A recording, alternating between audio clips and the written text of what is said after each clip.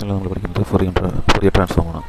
അതിൽ discrete Fourier transform 2D, പിന്നെ അതിൻ്റെ properties, convolution property and fast Fourier transform, ഇതൊക്കെയാണ് നമ്മൾ പഠിക്കുന്നത്. ഈ ഫൊറിയർ ട്രാൻസ്ഫോം വെച്ച് കഴിഞ്ഞാൽ ഒരു ട്രാൻസ്ഫോർമേഷൻ മെത്തേഡാണ്. അത് അതിൻ്റെ പ്രത്യേകത എന്താണെന്ന് വെച്ച് കഴിഞ്ഞാൽ അത് റിവേഴ്സിബിൾ ആണ്. ഫൊറിയർ എന്ന് പറഞ്ഞിട്ടുള്ള ഒരാളാണത് ഇൻട്രൊഡ്യൂസ് ചെയ്തിട്ടുള്ളത്. ഈ ഫൊറിയർ ട്രാൻസ്ഫോം എന്താ വെച്ച് കഴിഞ്ഞാൽ ടൈം സിഗ്നൽസിനെ ഫ്രീക്വൻസി സിഗ്നൽസായിട്ട് കൺവേർട്ട് ചെയ്യാണ് ചെയ്യുന്നത്. അത് ഫ്രീക്വൻസി സിഗ്നൽ റെപ്രസെൻ്റ് ചെയ്ത ആംപ്ലിറ്റ്യൂഡാണ്.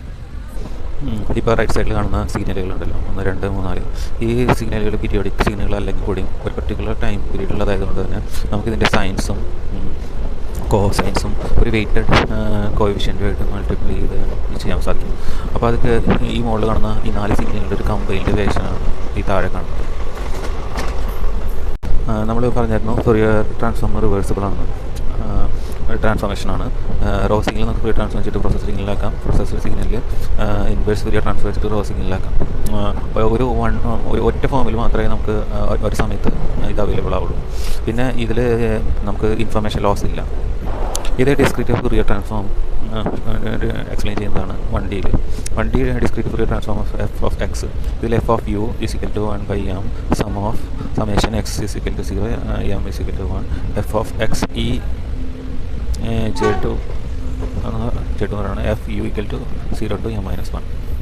ഇതിൻ്റെ ഇൻവേഴ്സ് ഫോർമുലയാണ് താഴെ കാണുന്നത്.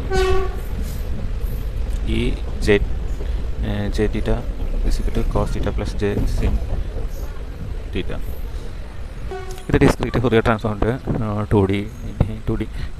2D എക്സ്പ്ലനേഷനാണ്. ഇത് റീഡ് ചെയ്യേണ്ടത് നേരത്തെ പറഞ്ഞ പോലെ തന്നെയാണ്. ഇതിൽ എഫ് ഓഫ് യു വി ഉണ്ട്, അതായത് 2 സിഗ്നലുണ്ട്. അത് മാത്രമേ ഇതിൽ ചേഞ്ച് ഉള്ളൂ. ഈ സൈഡിൽ നമ്മൾ ഫ്യൂരിയസ് വെക്ടർ ആൻഡ് ഫേസ് ആംഗിളാണ് ഡിസ്കസ് ചെയ്യുന്നത്. ഇപ്പോൾ അതിൻ്റെ polar form Fourier's vector, magnitude, phase vector, phase angle, power spectrum, spectral density, ഇതൊക്കെയാണ് നമ്മൾ ഇതിൻ്റെയൊക്കെ ഫോർമുലകളാണ് നമ്മളിതിൽ കാണുന്നത്. അത് ബൈ ഹാർട്ട് ചെയ്യാനല്ല, ഇത് ഇങ്ങനെയൊക്കെ ഉണ്ട് എന്ന് മനസ്സിലാക്കിയിട്ട് നമുക്ക് ആവശ്യമുള്ളപ്പോൾ നമുക്കത് എക്സ്പ്ലെയിൻ ചെയ്യാം. പിന്നെ ഇതിൻ്റെ 2D ഡിസ്ക്രീറ്റ് ഫൊറിയർ ട്രാൻസ്ഫോമിൻ്റെ പ്രോപ്പർട്ടീസാണ് ഉള്ളത്. സെപ്പറബിലിറ്റി ഉണ്ട്, spatial shifting, rotation, linearity, scaling, periodicity, കൺജുഗേറ്റ്, symmetry, convolution, correlation, orthogonality, ഇതൊക്കെ ഇതിൻ്റെ പ്രോപ്പർട്ടീസാണ്. ഇതിൽ കൺവല്യൂഷൻ മാത്രം എക്സ്പ്ലെയിൻ ചെയ്യാം.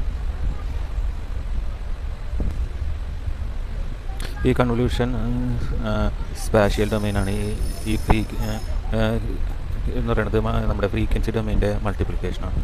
ഇപ്പോൾ ഡിസ്ക്രീറ്റ് കൺവല്യൂഷൻ എന്ന് പറയുന്നത് നമ്മുടെ F of X comma Y H of X comma വൈയുടെ മൾട്ടിപ്ലിക്കേഷനാണ്. അതിൻ്റെ ഫോർമുലയാണ് താഴെ കാണിക്കുന്നത്.